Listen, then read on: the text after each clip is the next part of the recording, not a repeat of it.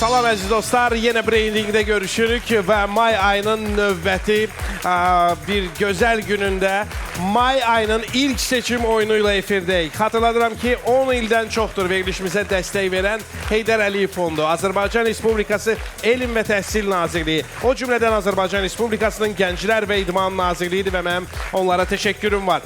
Bu günləri də oyunlarımız Dənizkənarı Bulvar İdarəsi arasında yerləşən Crystal Hall'dan yayımdadır və verilişimizin baş sponsoru bu dəfə də NAR'dır. Verilişimizin maliyyə sponsoru Bir Bank. Bugün müstəqil hakimlərimiz, baş sponsorumuz olanların İctimaiyyətlə Əlaqələr üzrə meneceri Anar Məsimov və Gənclər və İdman Nazirliyinin sektor müdürü Kənan Kərimovdur. Xoş gəlmişsiniz. DJ pultu arxasında DJ Maksim. Bəs dəstək qrupumuz Flash qrupunu salamlayaq. Komandaların əsas dəstəkçisi olardı. Xatırladıram ki, NAR kuboku uğrunda oyuna doğru gedirik və günü-gündən daha yaxınıq. Dəyişməyən baş sponsorumuz kubokun sahiblərinə dəyərli hədiyyələr hazırlayıb. Belə ki, NAR sənə ən yaxın. Eyni zamanda qalib komanda maliyyə sponsorumuz Bir Bankdan hesabında 3000 manat olan bu kartı qazanacaq. Mən fürsətdən istifadə edib Mart ayının çempionları Bakı Dövlət Universiteti komandasını salamlayıram. Eyni zamanda aprel ayının çempionu Azərbaycan Dövlət Neft və Sənaye Universitetinin komandası. Və mən onları dərhal qırmızı masa arxasına dəvət edirəm. Nicat Əzimzadə, Məhəmməd Əlizadə, Rəşad Şahveranov, İddar Əsəlli, Tahir Quliyev və komanda kapitanı Mail Babaşov keçən həftə burada çempion adını qazandılar və onlara hər dəfə olduğu kimi çempion adını qazandıqları oyundan dərhal sonra daha bir fürsət veririk ki, növbəti ayında çempionu ola bilsinlər. Bəs bu barədə fərqli fikirdə olan varmı? Kim düşünür ki, yox, biz onlardan daha güclüyük. Norm Sement, bilirəm, Naxçıvan, tanıyıram, Şirvan, Quba, NAR, Sabirabad komandası, Turizm və Menecment Universitetinin komandası, Göyçenful komandası, Bir Bank belə oynamağa hazırdır, amma mən NAR-ı yaşıl masa arxasına dəvət edirəm. Qədir Bağırov, Cavid Məmmədov, Ayşə Mustafayeva, Rəşad Əliyev, Ənvər Məmmədov və Fəqrid Rızaev yerlərini alırlar. NAR Azərbaycan Dövlət Neft və Sənaye Universitetinə qarşı. Beləliklə, bu döyüş 5 xala qədər oynanılacaq. Hesab 0-0 və ilk sual 1 xal dəyərində. Bir idman jurnalisti snookerin populyarlığından danışarkən qeyd edir ki, bu oyunun Böyük Britaniyada yayımları hətta bu dövrdə də populyar idi. Hansı dövrdə? Vaxt. Bu suala Ayşə Mustafayeva cavab verəcək. Aha. Hətta televizorların ağqara olduğu dövrdə. 1-0, düzdür. Snooker müəyyən ardıcılıqda vurulması gerəkən müxtəlif rəngli toklarla oynanan bilyard növüdür. Televiziya hələ ağqara olduğu dövrdə nə baş verdiyini ayırt etmək daha çətin idi, amma bu yayımların çox populyar olmasına mane olmurdu. Növbəti sual, yenə bir xal. Mail, axırıncı dəfə nə vaxt qrip olmuşsunuz? 2 həftə əvvəl.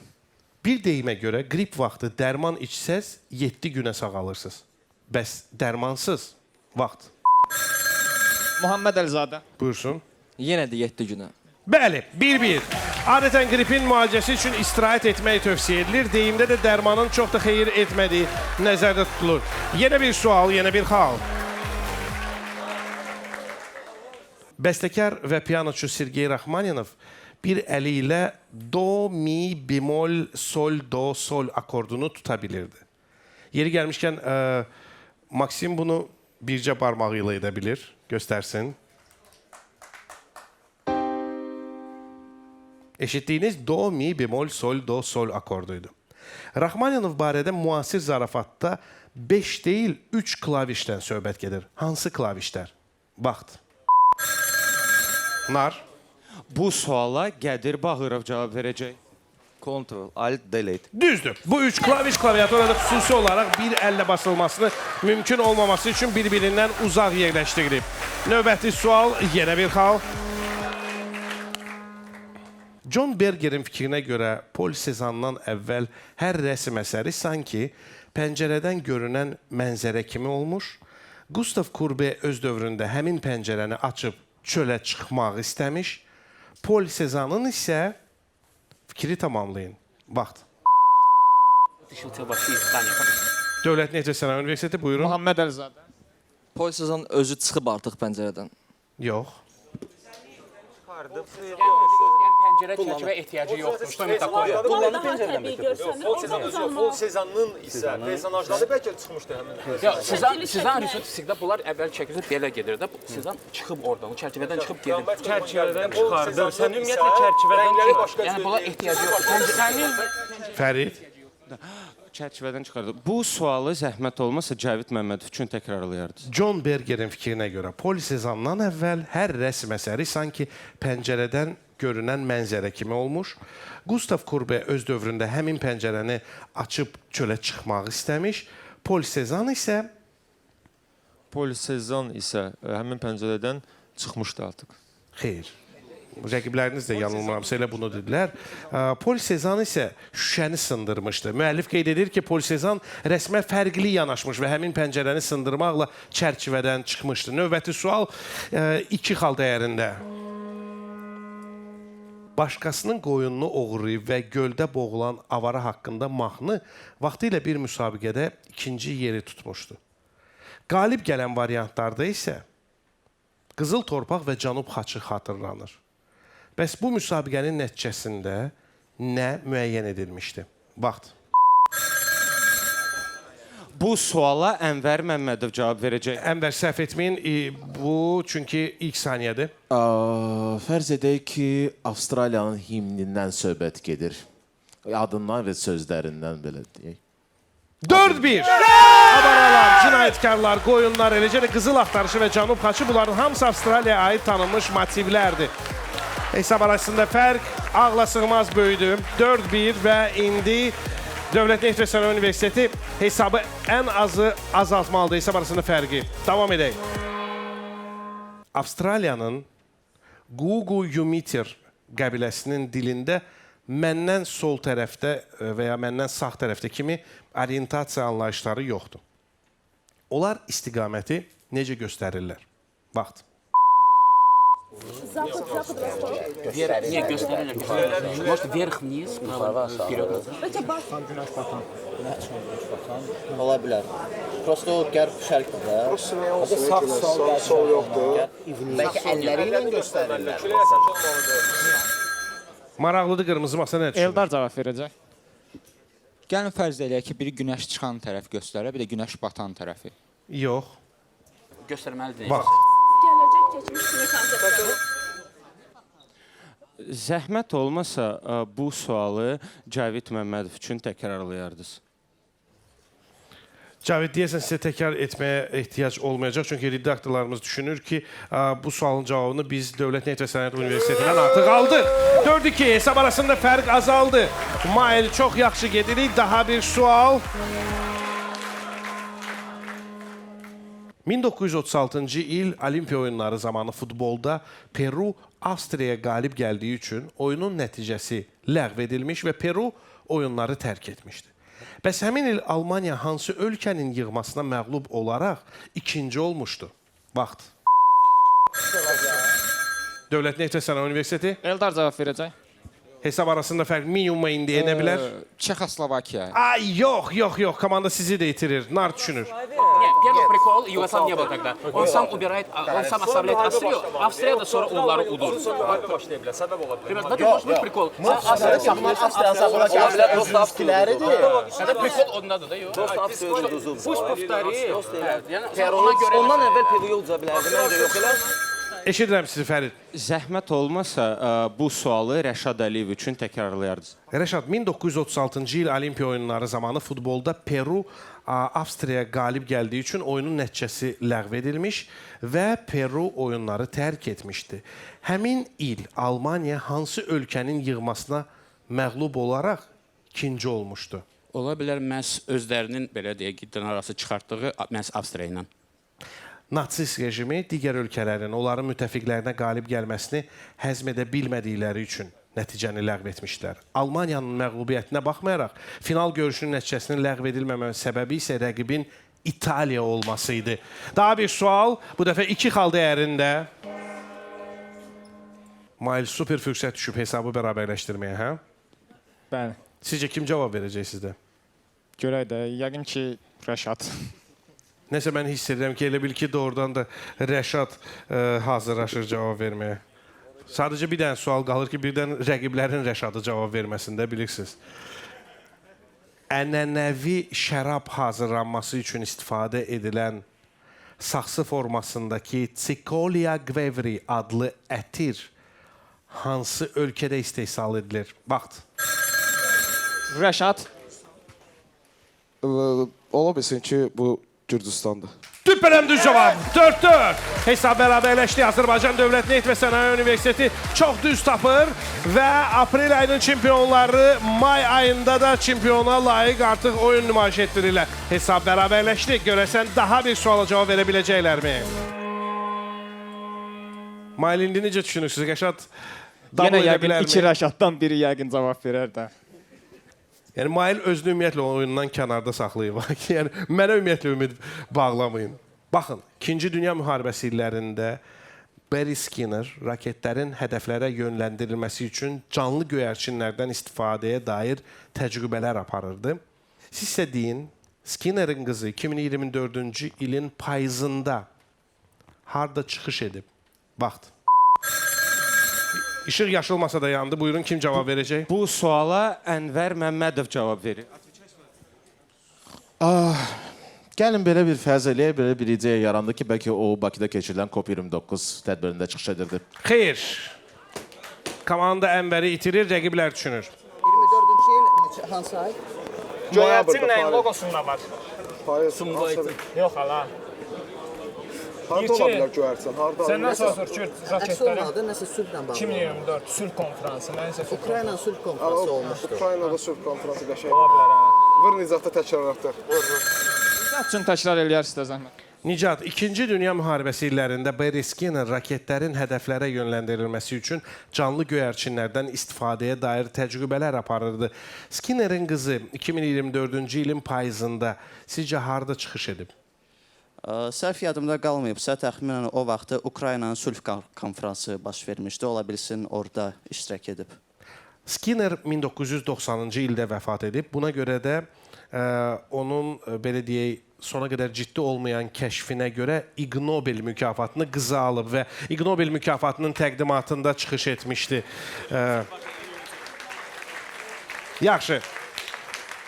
Qaydaq sizin bəyəndiyiniz mövzuya. Gvevri mövzusuna. Gvevrini mərkəzi hissəsi genişlənən quruluşa malik olduğuna görə qədim dövrlərdən ana bətni ilə müqayisə edirlər. Bəs Gvevridə ideal şərabın tam hazır olması üçün lazım olan müddət nə qədərdir? Vaxt. Fərid. Rəşad Əliyev. 9 ay. Doğru cavabdır. Eynən uşağın dünyaya gəlməsi üçün lazım olan müddət kimi Dövlət Neft və Sənaye Universiteti komandası son fürsətdən istifadə edə bilmir və Nar qələbəni onların əlindən alır. Narın bu qələbəsi növbəti final döyüşlərində onları yenidən masa arxasına gətirəcək. Bəs kimə qarşı oynayacaqlar? Gəlin bunu başa düşək. Ringə kim çıxmaq istəyir? Mingəçevir istəyir. Sumqayıt o ayaq üstədir. Saatlı oynamaq istəyir. Şəkini, Gəncəni, Dövlət Aqrar Universitetini görürəm. Xankəndi komandası, Lənkəran. Gəncə ola bilər Gəncə. Amma Sabirabad hanı? Sabirabad komandası sizi qırmızı masa arxasına dəvət edirəm. Talih Məmmədli, Camal Əzimov, Nurlan Əhmədov, Bəhruz Abbasov, Talih Muradov və komandanın kapitanı Seyid Həşim Həşimli bu mövsümdə ilk dəfə meydana çıxırlar və onların bu ilk döyüşündə rəqib olmaq istəyən kimdir? Yunek, Göyçayful komandası, Bridge komandası, Qubanı görürəm, Şirvan, Norm görürəm. Amma Gəncəyə bayaq dedim ki, oynayaq. Odur ki, Gəncəni yaşılması arxasında əyləşdiririk. Sərdar Hüseynov, İsrail Abbasov, Rövşən Mərənski, Rauf Mustafayev, Toğrul Qurbanlı və komandanın kapitanı Natiq Salahov yer alırlar. Sabirabad və Gəncə görək kimdə alınır. Diqqət, 5 xala qədər döyüşürük. 9 may 1964-cü ildə Tokyo sahibkarları hansı dadlı şirniyyatın reklam gününü təşkil etmişdilər? Vaxt.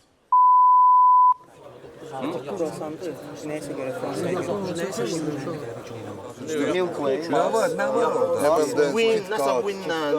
Mars olabilir. Yok. Victoria. Gəncə komandası. Rövşən Maranski. Tiramisu. Yox. Səbrabad düşünür.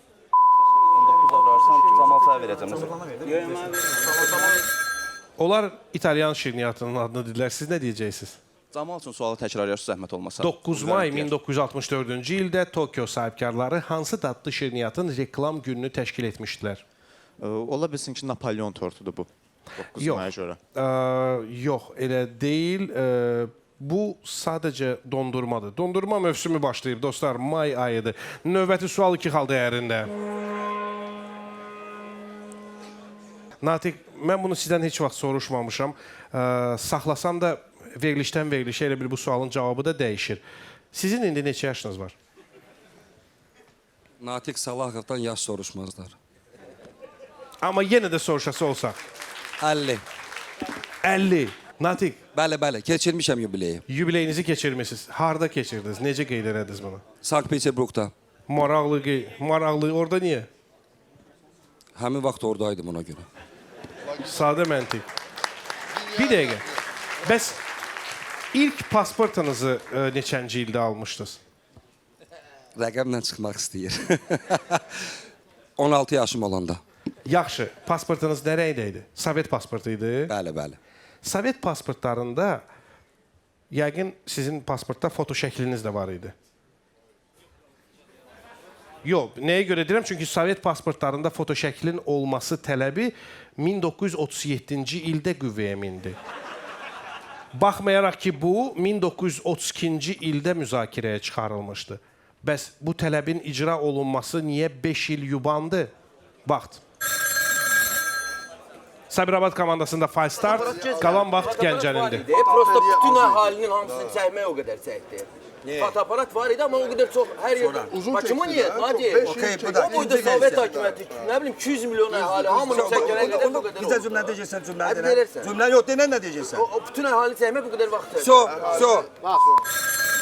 Rövşən Maranski üçün mənim haqqımda sualı zəhmət olur təkrarlayın.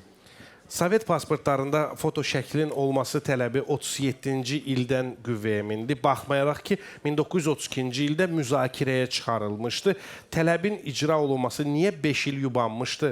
O vaxtın texnologiyanı nəzərə alaraq fotoaparat o qədər də çox deyildi və bütün əhalinin şəklini çəkmək bu qədər vaxt tələb elədi. Çox böyük, 150 milyona yaxın əhali var idi. 2-0. 2-0 hesab Gəncənin xeyrinə açılır. Növbəti sual yenə bir xal.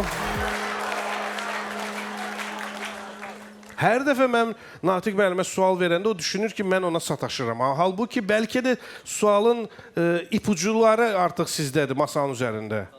Belə baxıram, yavaş-yavaş breyning elə ipucular hamısı mənə gələcək. Fikir verirsiniz. Sualları deyirəm. Bundan yaxşı nə ola bilər? Müəlliflərə mən minnətdarlığımı bildirirəm. Siz yaddan çıxarmayın ki, ipuculardan istifadə etmək də oyunun bir hissəsidir. Yəni, ipucuları biz sizə veririk, amma siz hər dəfə istifadə eləmirsiniz.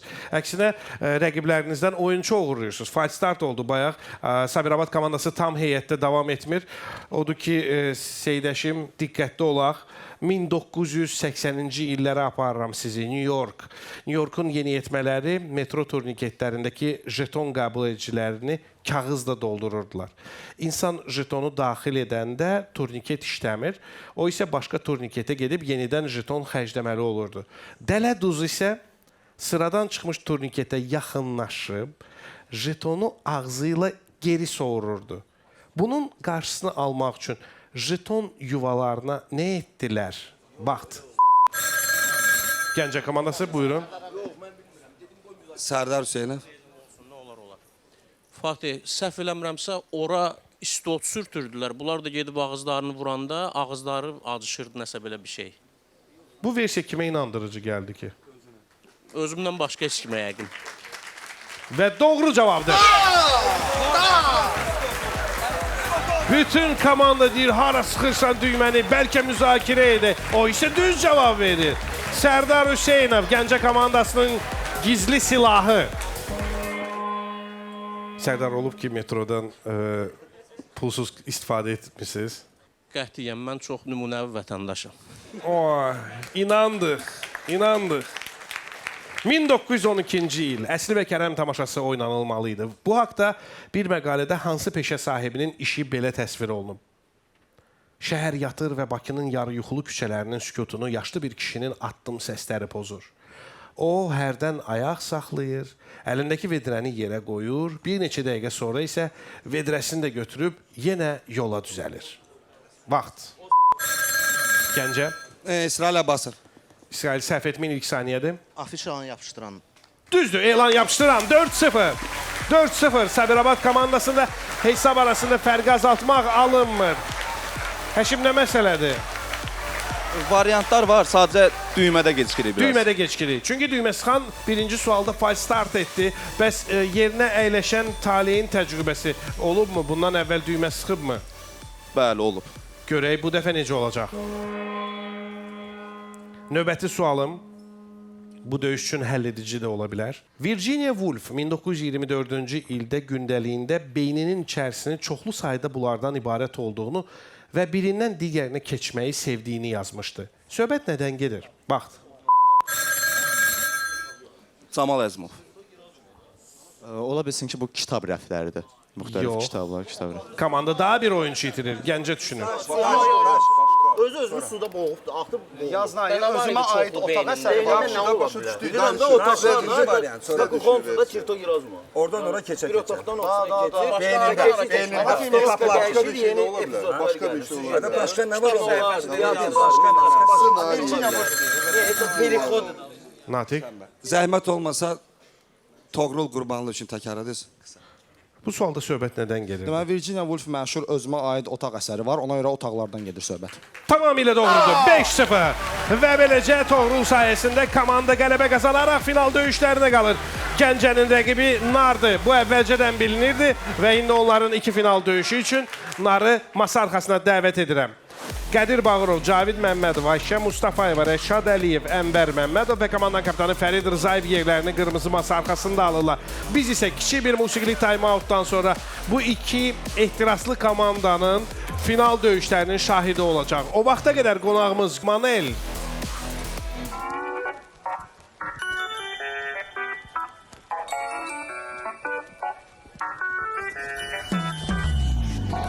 Açtı gül gün oyandı her taraf al boyandı Derdimle meçamla yanar odaklandı Açtı gül gün oyandı her taraf al boyandı Derdimle meçamla yanar odaklandı Ben gülem gülüzüm yarım hiç zaman solmaz Benim kimi gözeli böyle sevmeme olmaz Ben gülem gülüzüm yarım hiç zaman solmaz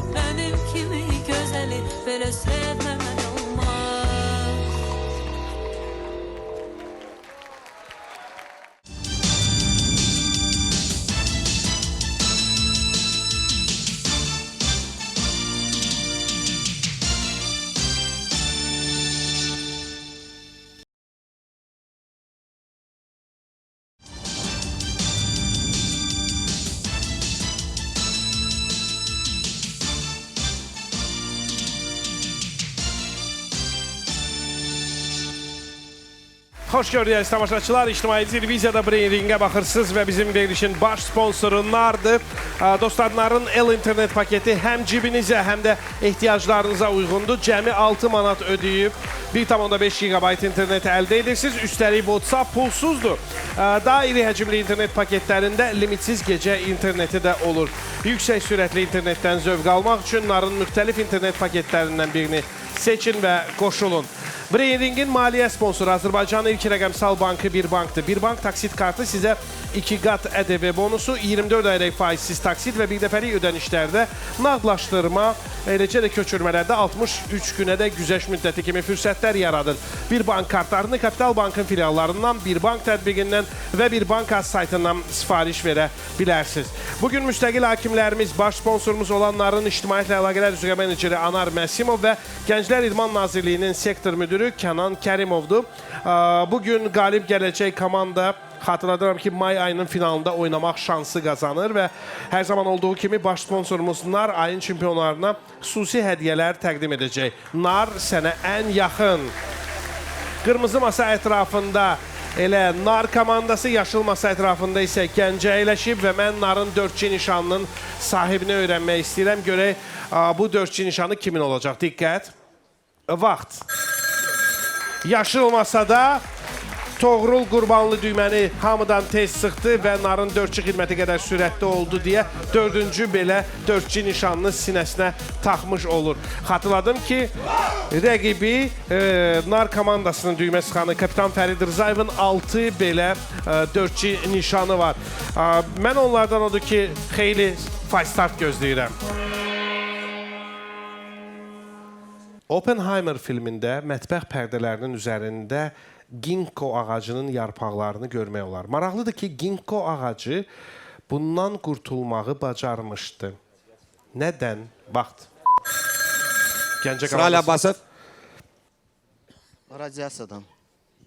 Yox. Rəqiblər düşünür.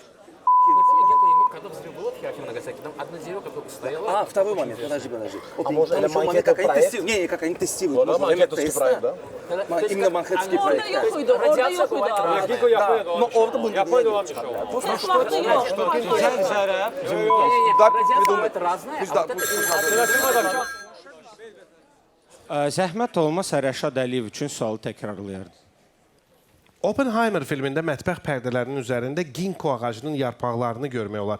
Maraqlıdır ki, ginkgo ağacı bundan qurtulmağı bacarmışdı. Nədən? Radiasiya bildiyimiz ki, fərqli səbəblərə görə olur. Çox güman ki, məhz nüvə silahının, atom bombasının, həmin Oppenheimer'ın yaratdığı atom bombasının partlayışına görə ondan sonra çox şey, evlər və s. partladı, məhv oldu, ancaq o ağac qaldı. 1-0, tamamilə doğru. Növbəti sual yenə bir xal dəyərində.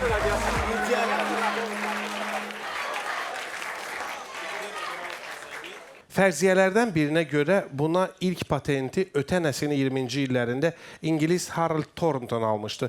Bunda ənənəvi düzülüş 2-5-3-dür. Söhbət nədən gedir? Vaxt. Patent должен быть. Он что-то придумал, там есть сначала 2, потом 5. Ну, патент almaq olur ona. Раньше делали, не знаю. Futbolcuya patent verməzlər. Zoru ola bilər. Hansısa oyun... Diqqət, yaşıl masada işıq yanıb. Çalışacaq Rauf Mustafayev. Bizim fərziyyəmiz odur ki, bu stol üstü futboldur. Doğrudur. 1-1. Tamamilə doğru cavab. 1-1. 1-1. Bu arada Rauf, doğru cavabınızı görürəm ki, son saniyədə sanki tapıb birdən ağlınıza gəldi bir qığılcımla və verdiniz. Və düz xatırlayıramsa, əvvəl siz Narda oynayırdınız. Bəli. Necə oldu ki, Gəncə komandasında oynamaq qərarı verdiniz? Mən vaxt keçdikcə karyeramda başqa komandada davam etməyə fikirləşdim. Axı, eyni sualı mən Qədirə versəm, o yəqin ki, fərqli cavab verəcək. O da yəqin başqa komandadan bu komandaya keçirdi. Bir neçə həftə əvvəl hamımızın sevdiyi Gündüz Abbaszadə bu azad status agentini, azad agent statusunu, yəni çox ətraflı izah elədi məncə.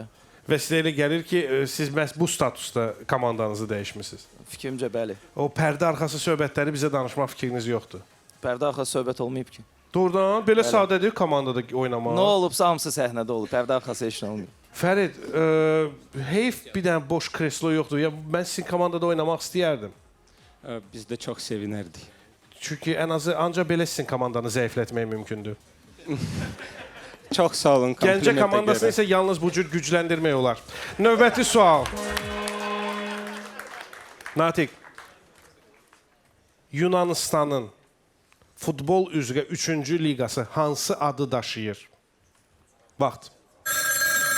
Qırmızı masada fay start, amma düyməsi xan 4G nişanından imtina edir. Masada qalmaq üçün qalan vaxt Gəncənindir. Gamma liga. Davay bir şeylə denən, sayla denən. 1, 2, 3-ü denən, ABC-ni demə. Bilmirdi, onu Yunan dilində bir prima, segunda, terminavatın. Sekunda kimi, çok da. Uno, duo, tres. Maraqlıdır. Çalışacaq Torqulu Qurbanlı. Yunan hərflərinə görə alfabetdə gamma getdiyinə görə gamma liqa adlanır o. Gamma həm də Yunan əlifbasının bəli 3-cü hərfidir. 2-1. Masada bu qədər çox versiya ola onlar düzünü seçdilər. Növbəti sual. 2024-cü ildə İspaniyalı jurnalist Letizia Ortiz, İspaniya şahzadəsi və gələcək İspaniya kralı 6-cı Filiplə evləndi. Nə üçün bu hadisə İspaniyaçısı Alonso Guerrero'nun əsərlərinə marağı artırdı? Vaxt. Elə. Gəncə komandası buyurun. Sərdar Hüseynov. Aha. Bəlkə həmən yazıçı bu evliliyi öz əsərində əvvəlcədən təsvir eləmişdi. Xeyr. Siz masadan qalxmalı olursunuz. Rəqiblər düşünür. Это может быть ее бывший муж или что-то, да? Да, она жената. Потому что это можно естественно. Дальше. Odur cavab. Atasıdır, qardaşıdır. Məncə də Fərid. Zəhmət olmasa mənim üçün sualı təkrarlayardınız. Siz ümumiyyətlə Alonso Guerrero'nun adını bundan əvvəl eşitmişdiniz?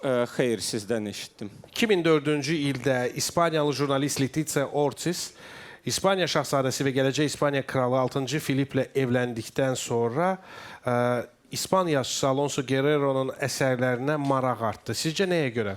Bizim fikrimizcə həmin yazıçı sualda adlandırılmış xanımın keçmiş həyat yoldaşı olub deyə. Letizia Ortiz'in... Bəli, Letizia Ortiz'in keçmiş həyat yoldaşı olub. Ona görə maraqlı gəldi və yazdı bu barədə. Qəribədir, amma məhz belə olub. 2-2. Tamamilə doğrudur. Tamamilə doğrudur. Natiq. Əvvəlki komanda yoldaşınız Qədirin oyununu başqa masada qıraqdan izləyəndə nə hiss edirsiniz?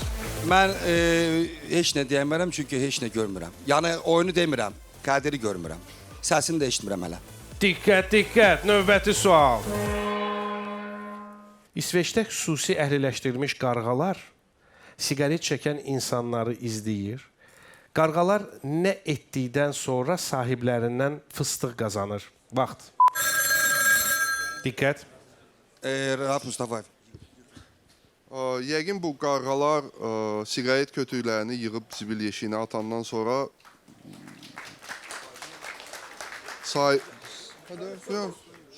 kötüyü yerdən götürüb zibil yeşiyinə atandan sonra fındığı qazanır. Doğrudur. Bununla Stockholm siqaret kötüklərinin 75%-dən qurtulub. Növbəti sual. Fərid, mən bilirəm ki, siz çox tərləyirsiniz, xüsusilə stres halında. Bəli, elədir. Adətən oyunçular və tamaşaçılarımız da yəqin görür ki, döyüşün əvvəlində siz həmişə belə çox fresh görünürsünüz, qupquru köynəkdə oturursunuz və verilişin axırına sizdən su gedir. Siz, bilmirəm bunu bilirsiniz yoxsa yox, hər yeriniz tərləsə də bədəninizin bir çox bölgəsindən fərqli olaraq ovucunuzun içini göstərin. Ovucun içi hərəkət zamanı tərləmir. Məhz bax belə stres halında tərləyir. Mənə deyin, bu xüsusiyyətinə görə nəyin istifadəsi zamanı ovuc içinə xüsusi sensorlar qoşulur? Vaxt. İşıq qırmızı masada yandı. Okey, bu suala Rəşad Əliyev cavab verəcək. Eşidirəm sizi. Poliqraf yalan detektoru. Doğrudur. 3-3. Yalan maşını insanın müxtəlif hisslərinə taxılan sensorlar vasitəsilə onun düzgün danışıb danışmadığını yoxlamağa kömək edir və ovuc içində taxılan sensorlar stres zamanı tərləmələrini müşahidə edir. Bu isə insanın yalan danışa bilməsi ehtimalını göstərir. 3-3. Növbəti sual. Bir Norveç romanının yaxşı fiziki formada olan qəhrəmanı öz bel əzələləri ilə qürur duyur və qeyd edir ki, bütün bunlar məhz bu idman növü ilə məşğul olduğuna görədir. Hansı? Vaxt. Diqqət. Rahat Mustafayev. Eşidirəm. Yəqin xizək sürmə. Xizək. 4-3. 4-3. Gəncə komandası. Natiq. Bəli. Sizə xəbərdarlıq etməli olacağam. Çox əhəmiyyətli və vacib döyüşdəyik. Bugün may ayının ilk finalçısı müəyyən olunur. Komandada oyunçu, cavab verən oyunçu təyin olunduqdan sonra komandanın üzvlərinin ona pıçıltı ilə olsa belə nəsə bir cavab deməsi qadağandır və bu oyunun fair play qaydalarını da pozur. Rəqibləriniz sizə qarşı bunu etmədiklərini, etməyəcəklərini and içiblər. Bəs siz? Biz and içmirik, biz eləyirik. Görək, növbəti sual. Məşhur tenisçi Novak Djokovic bir mövsüm zədələrdən xeyli əziyyət çəkib. İyun ayında ayağından zədə alan Novaka dəstək olmaq üçün hansı şirkət logosunda yer alan canlının ayaqlarından birinə sarğı bağlamışdı? Vaxt. İşıq yaşıl masada yanır. Buyurun. Puma. Yox. Masadan qalxır. Nar düşünür. Я это знаю, потому что это их Fatih, mən Sizin versiya? təkrarlamaya ehtiyac yoxdur. Mən sualın cavabını dəqiq bilirəm. Bu Lacoste şirkətidir. Doğrudur. Novak Djokovic uzun illərdir ki Lacoste brendinin simasıdır. Hesab beləcə bərabərləşdi. Gəncə bu döyüşdən qalib çıxmaq fürsətini indicə əldən verdi. Görək növbəti sualda da bunu edəcəyimi. Natiq, nə vaxtsa kosmosa getmək düşünmüsünüzmü, xəyal etmisinizmi? Heç vaxt. Heç uçmaq istəməmisiniz? Kosmosda tək yox. Tutaq ki, kimlənsə gedəsi olsaq, kimi götürüb gedərsiniz? Rövşəni. Sonra? Düz deyil. O da Kimiz? var. Kosmosa ilk testləri üçün göndərilən itlər əsasən erkək idilər. Lətifəsi əlbəttə bütün eşidənlərdən uzaq. Kosmosa ilk testlər üçün göndərilən itlər əsasən erkək idilər, amma uzun müddətli uçuşlar üçün dişi itlər seçilirdi. Səbəbi isə dişi itlərin bir fizioloji xüsusiyyətləri idi. İş orasındadır ki, dişi itlərə bunu etmək üçün olan avadanlıqları uyğunlaşdırmaq daha asan idi. Nə etmək üçün? Vaxt.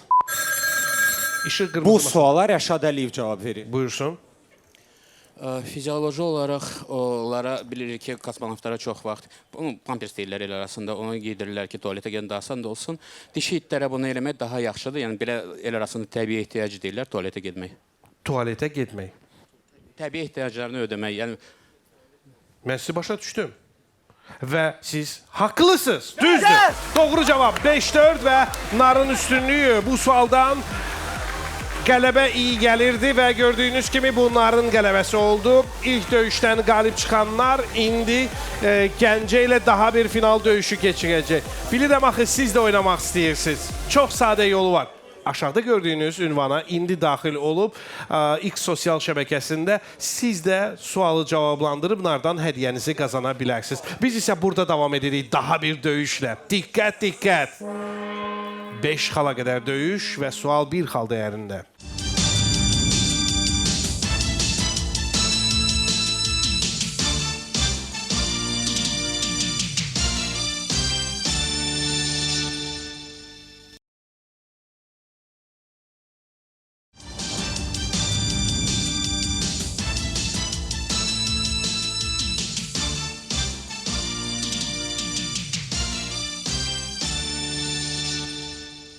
Bizlərdən sonuncusu video oyununda Ellie adlı qızı canlandıran aktrisa həmin video oyunun 10 il sonra çəkilmiş serialında hansı rolu canlandırmışdı? Vaxt. Bu suala Ayşə Mustafayeva cavab verəcək. Buyursun. Ola bilər ki, onun anasının rolunda getmişdi, canlandırmışdı. 1-0. Video oyunda balaca qızı canlandıran aktrisa filmdə artıq Ellie'nin anası rolunu oynamışdı. Düz buyurur Ayşə. Növbəti sual. Mifləri dağıdanlar verilişində aparılan təcrübəyə əsasən hansı canlılar üstündən bir neçə həftə keçsə də yenidən düşdükləri labirintdən çıxmaqda çətinlik çəkmirlər? Vaxt. Bu suala Ayşə Mustafayeva cavab verir. Siçanlar. Yox. Komanda Ayşəni itirir, gəncə düşünür. Koala, tupa oydu. Yok. Ben son diyecektim, bence ona göre. Sonra mifler de Tupa labirintim. harda şey var. Mif dedi. Karışkalardı.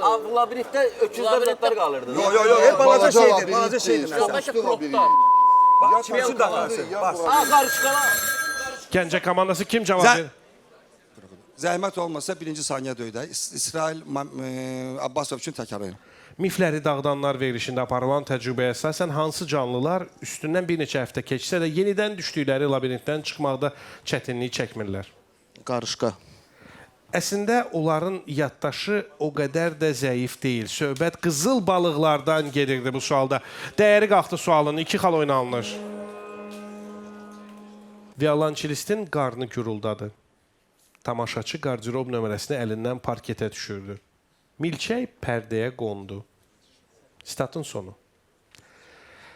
Bir məqalədə iddia edilir ki, bu insanın əsərinin əsl anlamı heç vaxt təkrarlanmayan təsadüfi səslərdir.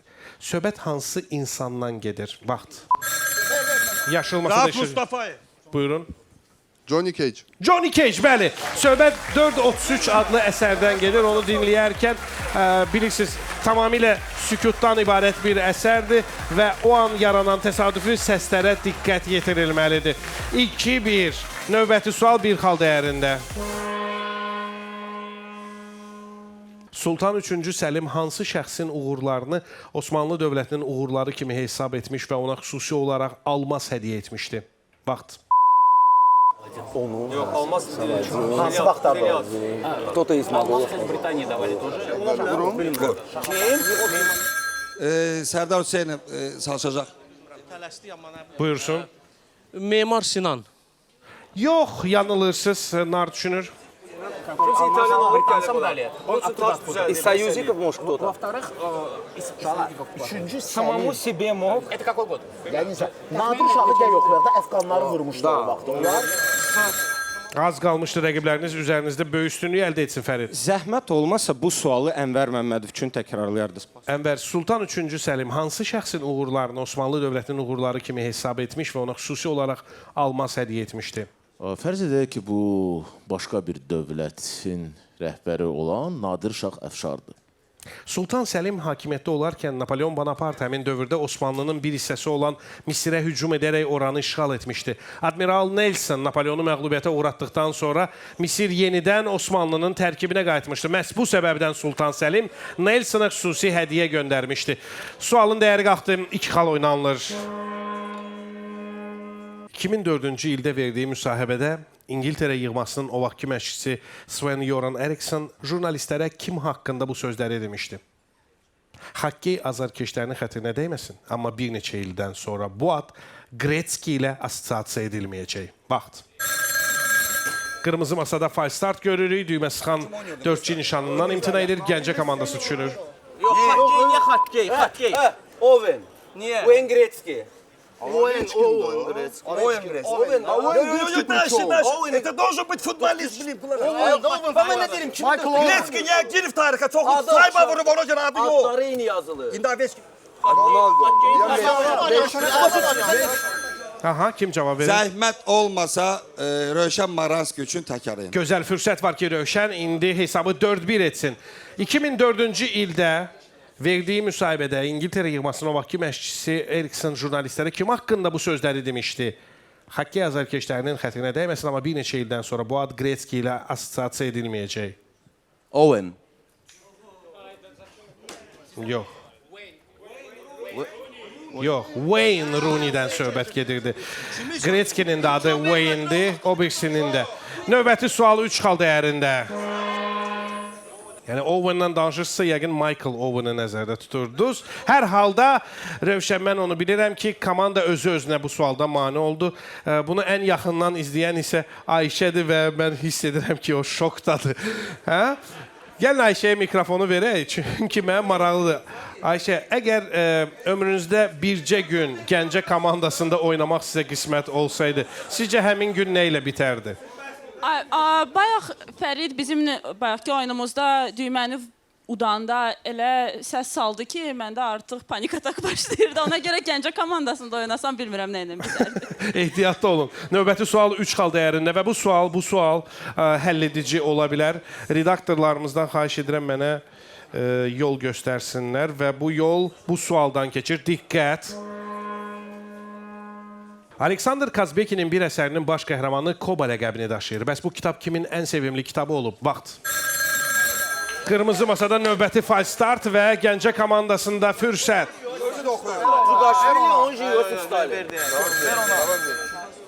Natiq. Bircə dəqiqə Rövşən Marans. Buyursun. Rövşən.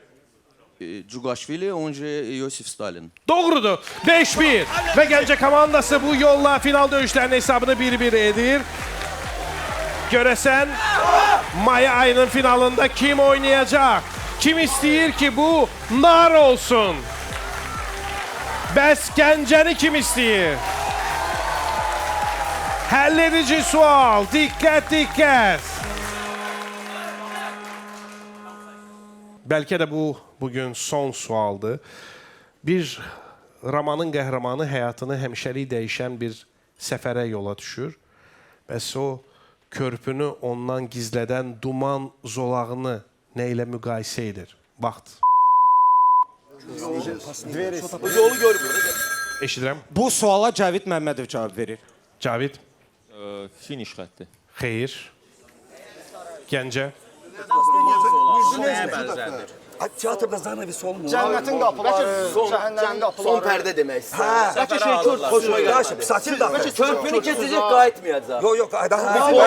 One way ticket. O nə deməkdir? Apriçom tuttuman. Bəlkə silah körpüsü. Nə qədər çox versiya Natiq. Kim cavab verəcək? Deməyin. Kim? Zəhmət olmasa Rövşən Maranski üçün təkrarlayın.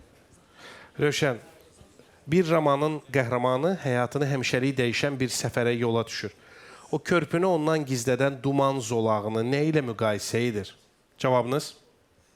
Komandanın versiyasını deyəcəm, ağlıma bir şey gəlmədi. Son pərdə. Teatr bitəndə son pərdə. Başqa versiyalar nə idi? Hətta Styx çayına qədər gəlib çıxmışdıq. Yəni hər şey var idi. Pərdə kimin versiyası idi? Ağsaqqalın. Ağsaqqal sizi mayın finalına aparır. Ağla sığmazdı. Natiq Salahov bizə sübut etdi və izah etdi ki, o komandada niyə var? Ən həll edici məqamda, ən çətin situasiyada, heç bir versiya ağla gəlməyəndə bir sözlə pərdəni yarıb may ayının finalına yer elədi. Gəncə komandasını biz yaxın həftələrdə mütləq ayın çempionu adına namizəd kimi xatırlayacaq. Müstəqil hakimlərimizə böyük təşəkkürlər. Bu həyəcanlı oyununa mənimlə bərabər şahidlik etdiklərinə görə. Bugün Müstəqil Hakimlər Kürsüsündə baş sponsorumuz olanların İctimaiyyətlə Əlaqələr üzrə meneceri Anar Məsimov və Gənclər və İdman Nazirliyinin sektor müdürü Kənan Kərimov idi. Diqqət! Oyun davam edir və bir həftədən sonra biz qayıdırıq. Yolumu gedirəm mən, ürəyimdə bir arzu. Niyə bir bəlkə ki, saymıram mən onları. Artıq gəlmişəm mən.